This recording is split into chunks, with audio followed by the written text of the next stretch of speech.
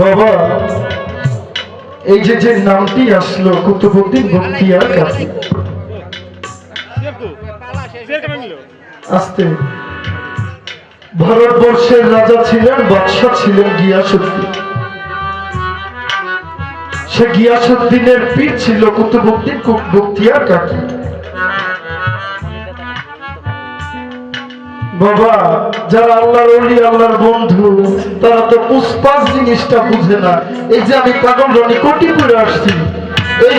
যে কালারের কোটি পরে পাঞ্জাবি পরে আসছে আল্লাহর ওলিরা এগুলো করে না ছেঁড়া জামা ছেঁড়া কাপড় খরম পরে চলত যখন বাদশাহী দরবারে কুতুবউদ্দিন বখতিয়ার কাকিরা যখন তার ভক্ত গিয়াসউদ্দিন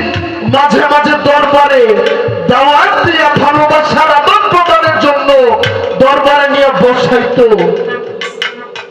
তখন দরবারের কিছু কর্মচারী সেটা দেখে মানতে পারত না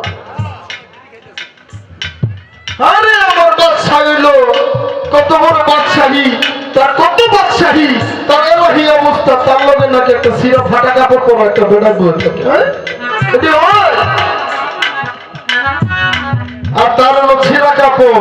সে এত কাছে কাছে ঘিসতে পারে আমি মন্ত্রী আমি যাইতে পারি না কাছে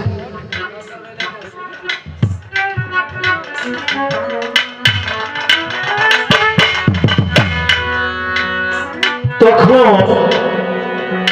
সে মন্ত্রী থেকে শুরু করে দরবারের যারা ছিল অর্থাৎ এক প্রকার সদস্যরা চিন্তা ভাবনা করলো এই কুতুবউদ্দিন বখতিয়ার কাকিকে কিভাবে বেজ্জত করা যায় কিভাবে এই দরবারে আসা থেকে ব্যক্ত থেকে মানে সরিয়ে দেওয়া যায় সেই জন্য একটি কুমতলব আছে একদিন গিয়াসউদ্দিন তার একটি বিশেষ কাজে বাবা কুতুবউদ্দিন বখতিয়ার কাকিকে কুতুবউদ্দিন বখতিয়ার কাকিকে সেই সুন্দর আসনে না বসায়া রাজদরবারে কাজ চালাইতেছে হঠাৎ কইরা এক নারীর আগমন বাবা হঠাৎ করে এক নারীর আগমন নারী আইসা বললে হঠাৎ করে রাজকার্য পরিচালনার সময়কালীন হঠাৎ করে একজন নারী আইসা বলে হে গিয়াসউদ্দিন আমি তো জানতাম আপনি একজন ন্যায়পরায়ণ রাজা ন্যায়পরায়ণ বাদশা আপনার দরবারে যে এগুলো হয় আমি তো জানতাম না আপনি কি জানেন আপনার পাশে যে লোকটা বসা সেই লোকটা কি করে আসছে আপনি কি জানেন হঠাৎ করে গিয়াসউদ্দিন বলে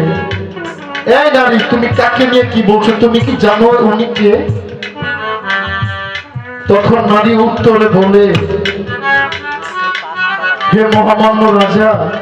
আপনি যাকে এত সুন্দর আসন দিয়ে ভালোবাসা নিবেদন করে আপনার কাছে বসিয়ে রেখেছেন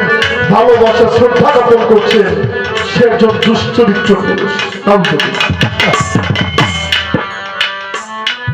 বাবা ভক্তের সামনে যখন গুরুর এই সমস্ত কথা চলে,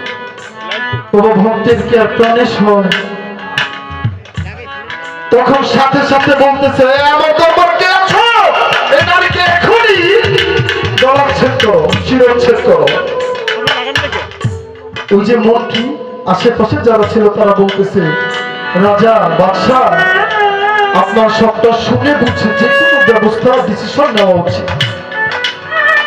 তাৎক্ষণিক মহিলাকে বা সেই নারীকে বলা হলো, তুমি প্রমাণ করো আমার পীর কুতুবউদ্দিন বখতিয়ার কাকী দুশ্চরিত্র পুরুষ। তখন সে নারী বলতেছে, আপনি কি জানেন আমি একজন সন্তান সম্ভবা, আমি একজন সন্তান সম্ভবা, আমার পেটে যে সন্তান সেটা হচ্ছে কুতুবউদ্দিন বখতিয়ার কাকী। সে আমার সাথে অবৈধ মেলামেশা করে আমার পেটে বাচ্চা দিয়েছে, আর আমার খোঁজ খবর নেই। এইটা শুই না গিয়াসউদ্দিন অঝরে চোখ ভিজিয়ে কুতুবউদ্দিন বখতিয়ার কাছে গিয়ে পায়ের নিচে মাথাটা নত করে বলে, গুরু আপনি তো আল্লাহর বন্ধু, আমি জানি আপনার ধারা এটা সম্ভব না,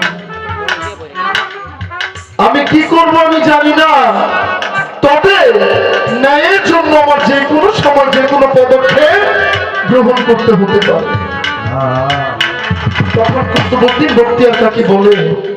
গিয়াসউদ্দিন তোমাকে চিন্তা করতে হবে না, আমি যদি দোষী হই,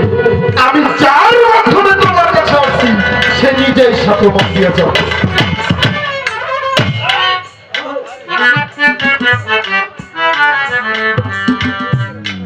হঠাৎ করে কুতুবউদ্দিন বখতিয়ার কাকী বাবা ঠিক আসন থেকে উঠাইছে, দরবারের মাঝে এইভাবে আইসা সিজদা দিয়ে বলে, হে গরিবের আওয়াজ, আমি তো তোমার মাধ্যমে এসেছিলাম, আজকে হয়তো তোমার কাছে সমস্ত হয়ে যাবে,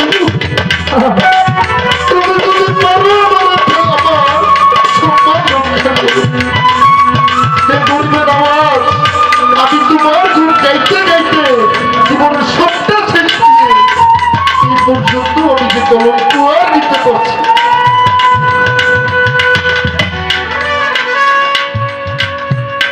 কুতুবউদ্দিন বখতিয়ার কাকী